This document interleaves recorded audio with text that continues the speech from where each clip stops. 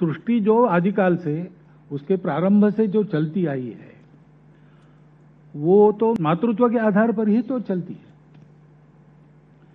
हर जीव की नई उत्पत्ति होती है तो उसमें मातृत्व आता ही है, माता रहती ही है। सृष्टि का सृजन, संवर्धन, पोषण ये बिना मातृत्व के संभव नहीं है। और सारी सृष्टि की धारणा, संवर्धन, पोषण वगैरह, सृष्टि में एक जीव है मनुष्य, उसको प्रकृति ने शक्ति भी दी है विचार करने की। तो विचार आता है उसके पास, इसलिए वो आगे बढ़ जाता है। किसी संकट के प्रतिकार के सामर्थ्य के लिए कोई उसके पास साधन नहीं है।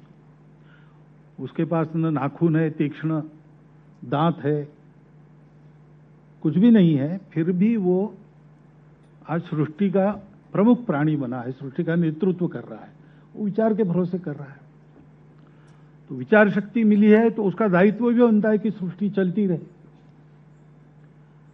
और इसलिए खासकर मनुष्यों में मातृत्व ये उनके जीवन का सत्य है, क्योंकि नई पीढ़ी के संस्कार, उनकी शिक्षा आदि बातें बाकी जीवों में प्राकृतिक रीति से होती है। उसके लिए कोई स्कूल, कॉलेज, शिक्षा वगैरह ऐसा कुछ नहीं रहता है। परंतु मनुष्यों में विचार होने के कारण वो अच्छा भी हो सकता है और गड़बड़ भी कर सकता है। तो उसको दिशा देना बहुत आवश्यक होता है। वो मनुष्यों को उचित दिशा देने वाला पहला गुरु तो माता ही है। बचपन में ही उसके स्वभाव की प्रवृत्ति आदि आदि सब घर वालों के कारण बनती है और प्रमुखता माता के कारण बनती है, क्योंकि उसकी पूरी चिंता माता करती है। उसका लगाव, पहला लगाव माता से रहता है। तो मनुष्य के जीवन पर्यंत यह आवश्यकता रहती है, केवल बचपन में रहती है ऐसा नहीं। 10-12 साल के बाद, बच्चा बड़ा होने के बाद वो मानना कम करता है, सबसे पहले माता की अवज्ञा करता है। क्योंकि पिताजी की अवज्ञा करने जाए तो मार पड़ेगी, माता से वो डर नहीं है, इसलिए उल्टा जवाब देता है, हट करता है, ये सब करता है।